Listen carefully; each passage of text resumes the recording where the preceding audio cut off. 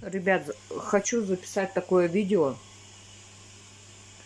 Не хочу себя снимать, потому что вообще вот в расстроенных просто чувствах. Когда продаете свою недвижимость, квартиру, дом или все остальное, обязательно подписывайте акт приема передачи. У нас получилась такая ситуация,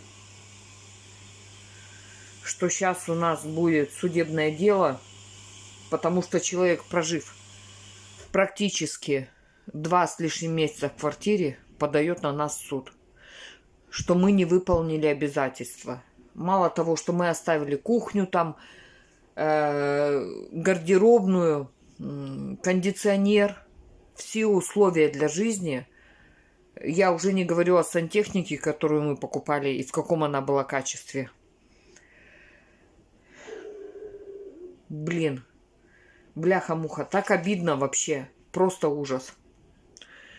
Обязательно при продаже заключайте все документы, смотрите в реестре документов, какие нужно заключать, что нужно сделать.